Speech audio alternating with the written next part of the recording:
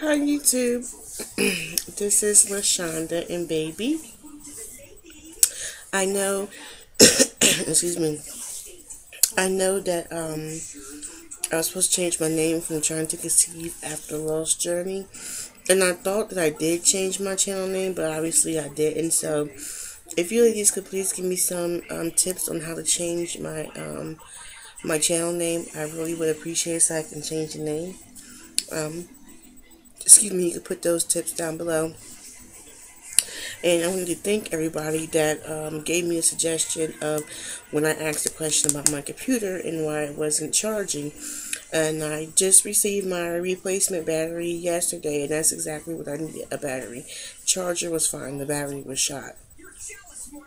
So, okay, we're going to get into my 16-week update.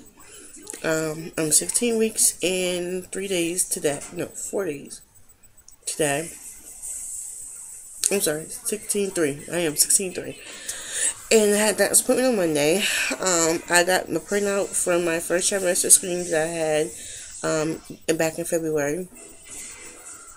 And the results showed that baby is a normal range. Baby doesn't have trisomy 13 or 18 or Down syndrome. I think there's a 21 is a 1, 2. My blood work came back normal. Everything came back normal except for a few things. I don't have the factor 5 gene. I don't have the MTHFR gene. But they found a lupus antibody,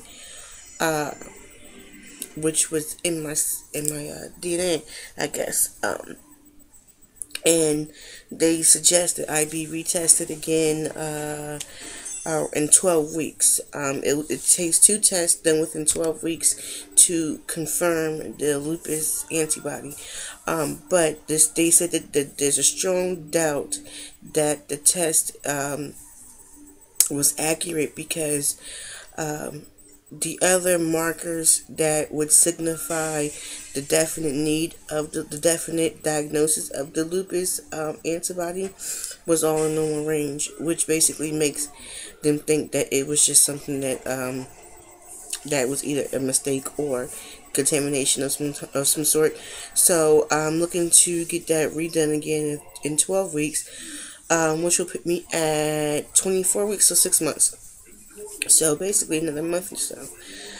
So okay, that's about it. They said that my placenta is posterior, and I read up on posterior placenta, which means probably why I feel a lot of movement when the baby do move. I do feel flutters. I do feel little pops and little thumps. I do feel movement. They say when you have a posterior placenta, it basically pushes the baby forward because it's in your back wall of your uterus, and you're able to feel more sometimes earlier on. And I've been feeling movement for quite a while. Gestational age at the screening, they gave me 2 dates. One was 11 weeks, 6 days. The other was 12 weeks, 2 days, which is on my ultrasound pictures. 12 weeks, 2 days. They said basically from the crown to rump length is baby's 11 weeks, 6 days at that time. And then when they did it again, the baby measured 12 weeks, 2 days. Same ultrasound, just different measurements, but the crown and rump length was 52.5 or something like that, which basically when I looked it up, it signifies 11 weeks 4 days. But then in the notes it says the baby is a perfect size and growth for a 12-week fetus. So it was, I guess, 12 weeks 2 days. Excuse me. The reason why I think it was so much a couple of days discrepancy in the dates is because they said they had a very hard time viewing the baby. Now I've gotten that just about at almost every ultrasound I've had because of my weight and I guess my belly. The way it is, it's harder to see on an ultrasound. It's hard to get a good image. So I think when I was at the hospital back in February and the tech got that really good shot of the baby was just laying flat either face, I think it was face up, face side, something. Baby was laying flat on his back, and she was able to measure it accurately. Whew. Okay, to my 16-week update. I got a lot of information at my update. I did my triple screening for spina bifida. I did that blood work when I was there. She said that's my last blood work for genetic testing that has to be done as of right now. I told her I was having some pressure in my pelvic area and some vagina pain, and I asked her could she check because I told her about my family history. My mother never carried any of her children past 6 months. I was a 6-month-old. I was born at 24 weeks. I was the only surviving child that she had. My aunt had 8 miscarriages in between her daughter and her son, and then they found out that she had a weak cervix, which had to be circlaged after 12 weeks. So I was kind of worried about it. I have no spotting, no bleeding, thank God, but I was worried about it. So she checked me. She said that the my cervix is closed, and that the reason why I'm having the pain is because everything is stretching and growing to make room for the baby. I said okay. She checked the baby's heartbeat after she checked my cervix, and she said the heartbeat was in normal range. She didn't give me a number, but she said the heartbeat was normal range. It sounded very strong, and the baby kicked the probe. You heard kick it. She was like, your baby just kicked the probe. I said, I heard. So she noted on my chart on the computer that there's movement. Excuse me. She asked me if I felt movement. I told her yes. She said that's good. She had told me that after my 18-week anatomy scan, I will be going to get, I think it is weekly echocardiograms of the baby's heart. And she said that's because of my high blood pressure and my being diabetic. It could cause heart problems for the baby. So to be 100% sure, they would like to constantly get echocardiograms on the baby. So I was like, okay. She also said that it will come a time in my pregnancy where she will have to take the baby. Now that was really scary for me to hear, and here's why. She said my high blood pressure is controlled. I do have a cardiologist specifically for my high blood pressure to help control my blood pressure during pregnancy, and do more invasive tests on me after I had the baby. So she's working with him to continue to keep my blood pressure under control. She said there will come a time where not you. She said you can be controlled, but the pregnancy will mess with your body, your hormones, more than what it is now. And it can cause you to become very sick. She said that also, even with your high blood pressure being controlled, there is a chance that you can get she called it pregnancy-induced hypertension, which will lead to preeclampsia. She said once you get pregnancy-induced hypertension, she said it's not your blood pressure, it's the pregnancy causing your blood pressure to go up, which the only remedy would be to deliver the baby. So I was like, okay.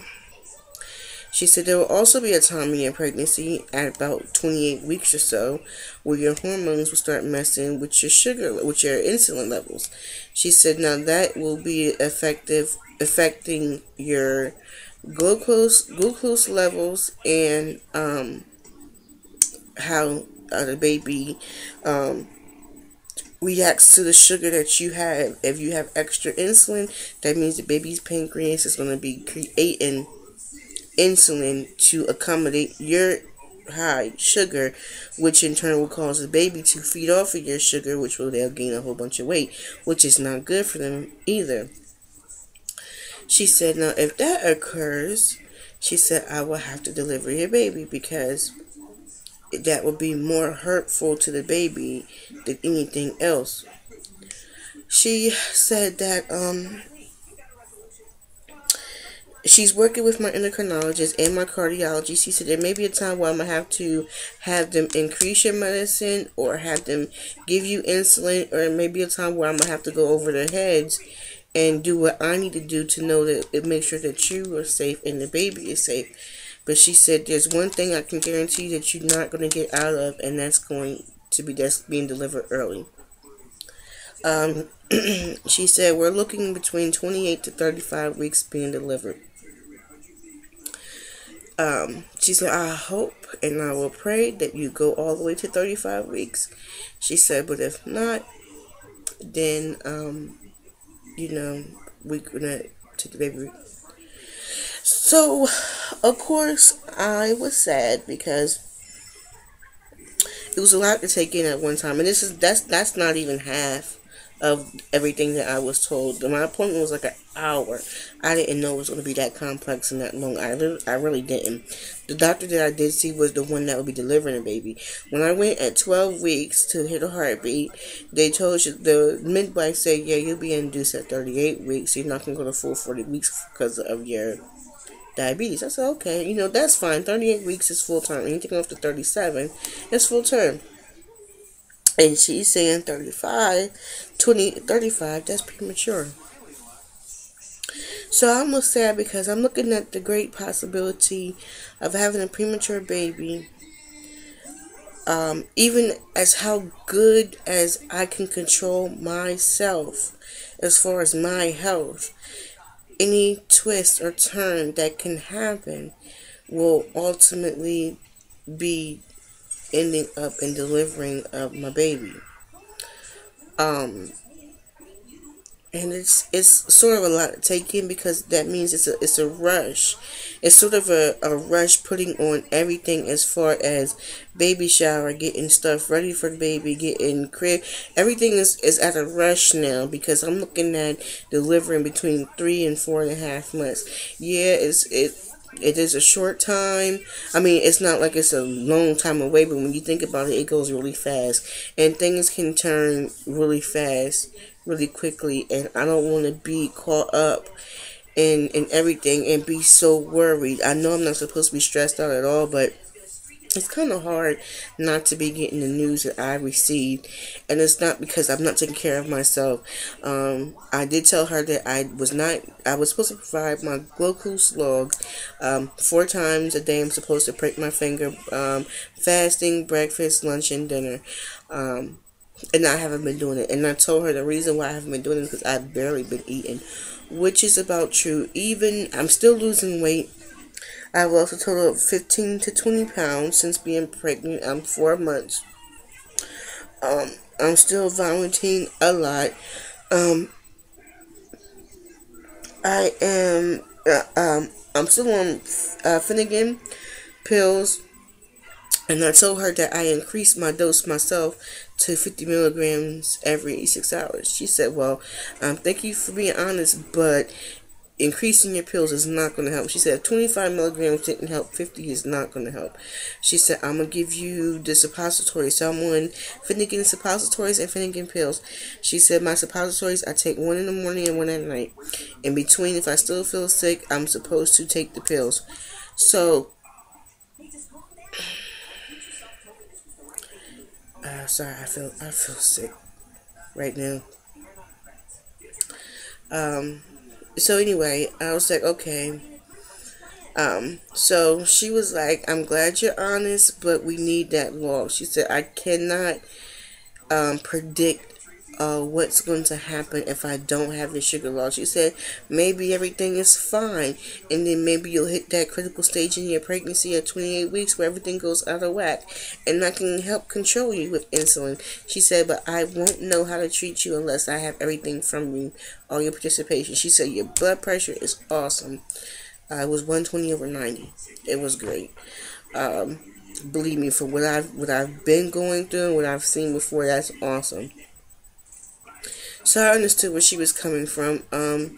If you're friends with me on Facebook, you know that I've had fluid infusions, and basically is where they give you an IV, and they give you a couple bags of IV fluids I'm normally getting 2 bags. It's about an hour and a half, 2 hours. Today was my second day. They said I only had two. My order was for 2 treatments only.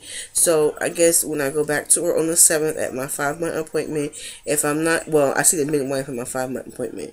If I'm not feeling much better, then I guess she'll increase my order to go again. But what I can say is, even with getting the IV fluids, I still managed to throw up. Um, I had to actually rush to the bathroom at the site and throw up because I could not hold it in. And mind you, when I'm throwing up was something that I ate for dinner last night, so that was kind of weird. I ended up trying to get me. So they said something salty, which I forgot to get saltines. I went to the store today. They said something salty can help curb nausea. So I got me some plain potato chips.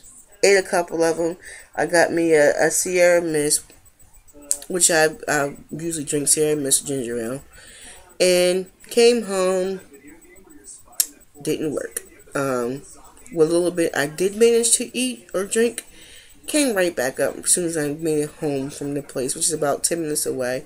So, TMI, I ended up giving myself a suppository because I got tired of throwing up, and it worked. I was able to fall asleep. It only works for 6 hours, and I'm at my 6 hours here shortly because I got home at 12, which is why I'm starting to feel sick again. But she said by now, she said by 11 weeks it should have went away, because your hormone levels start to even out.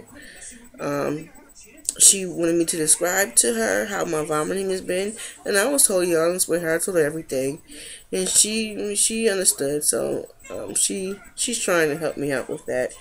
Right now, I'm barely eating a meal every other day, and I feel bad because I feel as though I'm starving my baby. Like, I feel so hungry, and then I'll eat, and then it will be in my stomach, and then all of a sudden my stomach will start turning, and then I just start feeling sick, and I'll try to sit still to not to move too much, and then eventually it comes out on its own. So at this point, I'm scared to eat. I brought me a whole bunch of real fruit popsicles that I've been trying to eat. I brought me some fruit snacks. I brought me some sweet potatoes. I brought me some cucumbers. I'm trying everything. And it's so hard. It really is so hard, but I guess it comes to the territory, I guess. So, with that all being said, another one of my main concerns is my delivery. I know because of the fact of my blood pressure and being diabetic, it's a 50-50 chance that I will have a vaginal birth. I want a natural birth. I'm scared of needles. Well, I am scared of needles. If there's some place I can see them, that's fine. But epidural, no. I was a labor and delivery coach for my friend with her son, and I seen the needle. I seen the catheter. I seen everything, and that needle is not in my favor. Some people say you be in so much pain you don't care. So I could probably agree with that. You probably in so much pain you be like, look, you won't feel the difference between your back and your stomach. But I'm scared that I will paralyze myself by moving or jumping because I have bad anxiety. So what I would like would be a vaginal natural birth. But I do realize that if anything happens, if I'm in distress or my baby's in distress, there's no ifs, ands, or buts. It will be a guaranteed C-section, and not by my choice. To me, it's sad that I can actually say I don't have a choice in my birth. You see videos of ladies doing their birthing plan, what they would like to do, how they want it done. And here it is, I can't say, here, doctor, this is what I would like. This is what I want my birth to be like. What it is what she's telling me my birth is going to be. And I cannot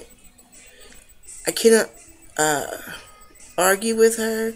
I cannot, I guess, say fight with her, because she's gonna know what's best for the baby and for me. Like I said, if my baby's in distress, it's no ifs, ands, or buts. It's going to be automatically emergency C-section. If I'm in distress, blood pressure wise, and like she said, when it's time to have the baby, she will call in my endocrinologist to help to keep my blood pressure under control. So I'm guessing if I could do it vaginally, they'll make sure my blood pressure is under control with the pain and everything. So, but it's that big gap of, not error, but that big gap of distress, my blood pressure going too high, pregnancy-induced hypertension, preeclampsia, baby distress. That will guarantee a C-section. So that's kind of a lot to think about too. So, that's really about it as far as my appointment. Symptoms.